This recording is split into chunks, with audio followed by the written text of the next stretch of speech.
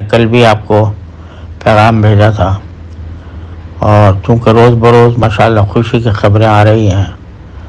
تو دل بہت مسرور ہے، اور یہ بھی محسوس ہو رہا ہے کہ الحمدللہ طالبان بڑی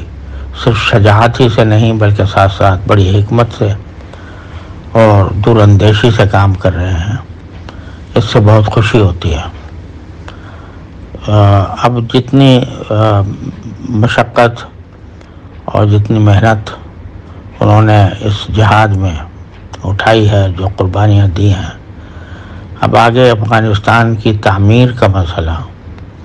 اور اس کو اسلامی شریعت میں ڈھالنے کا مسئلہ، یہ بھی ایک بہت بڑا چیلنج ہے جو طالبان کو جس کا جواب دینا ہے، عملی طور پر جواب دینا ہے۔ اس میں میری نظر میں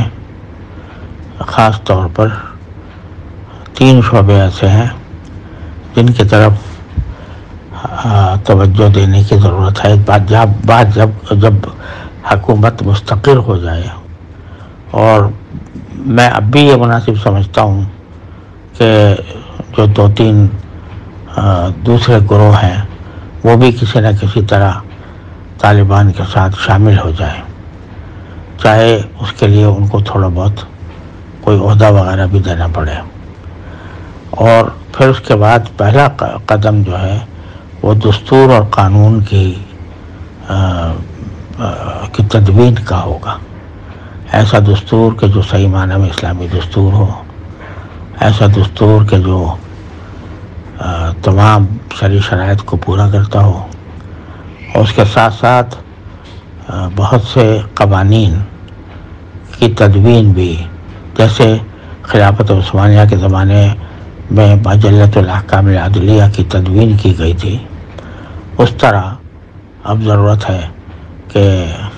اپنے قوانین، اسلامی قوانین کی تدوین کی جائے،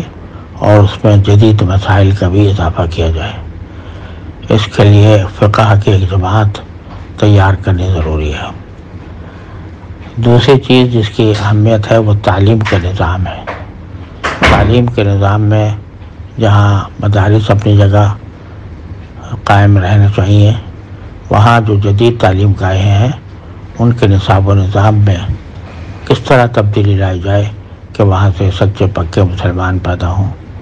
اس کی ایک منصوبہ بندی کی ضرورت ہے۔ اور تیسرے، اقتصاد کا پہیہ کس طرح چلے، اور الحمدللہ اللہ تعالیٰ کا فضل و کرم ہے کہ افغانستان طالبان کے زیر نگی آنے کے بعد بظاہر میرے معلومات کی حد تک کسی کا مقروض نہیں ہے، اور یہ بہت الحمدللہ بہت بڑی کامیابی ہے کہ ابھی تک کوئی قرض اس کے ذمہ نہیں ہے، اور ماشاءاللہ خود مفتوح قوموں نے انفراسٹرکچر اور بنیاد تحتیہ کے بہت سارے کام وہ کر دے ہیں جو آپ کو انعام میں ملے ہیں اللہ تعالیٰ کی طرف سے۔ لیکن ظاہر ہے کہ معیشت کا پہیہ چلانے کے لیے ضروری ہوتا ہے کہ دوسرے ملکوں کے ساتھ بھی تجارتی تعلقات قائم ہوں، اور پھر اس میں مالیاتی نظام وہ 100% شریعت کے مطابق ہو۔ تو یہ 3 اہم کام ہیں جن کے طرف توجہ کرنے کی ضرورت ہے۔ اللہ تعالیٰ سب سے پہلے تو اس بات کی ضرورت ہے کہ مستحکم حکومت قائم ہو جائے اور کنٹرول مکمل حاصل ہو جائے، اور جو کچھ مخالفین ہیں ان کو بھی کسی نہ کسی طرح اپنے ساتھ شامل کرنے کی کوشش کی جائے، اور اس کے بعد جب مستحکم ہو جائے تو یہ تینوں جہتوں میں مستقل جماعتیں بنا کر، محقق علماء کی جماعتیں بنا کر ان کے اوپر کام کیا جائے۔ آپ کا دستور پہلے بھی ہوگا، لیکن موجودہ حالات کے تناظر میں اس کے پر مزید نظر ثانی کی ضرورت ہوگی، اور اس کے متعلق محقق علماء کے مشورے سے یہ کام ہونا چاہیے، اور اسی طرح نظام تعلیم کا اور اسی طرح اقتصادیات کا. یہ میرا پیغام اگر آپ حضرت ملا ہیبت اللہ صاحب تک پہنچا دیں تو میں ممنون ہوں گا. اللہ تعالیٰ ان کو اس کی توفیق عطا فرمائے. اور اس بارے میں اگر کوئی سنجیدہ طلب یا کوئی سنجیدہ ضرورت ہو جس میں مجھ ناکارہ سے کوئی خدمت بن پڑ سکتی ہو تو میں انشاءاللہ اس کے لیے حاضر رہوں گا، بشرطے کہ وہ ایسی ہو کہ جس کی ضرورت واقعتاً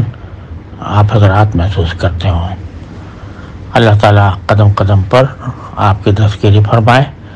میرا یہ پیغام اگر امیر ہیبت اللہ صاحب اور مولانا یعقوب صاحب کو پہنچ سکے تو میں آپ کا ممنون ہوں گا. والسلام علیکم ورحمۃ اللہ تعالیٰ وبرکاتہ.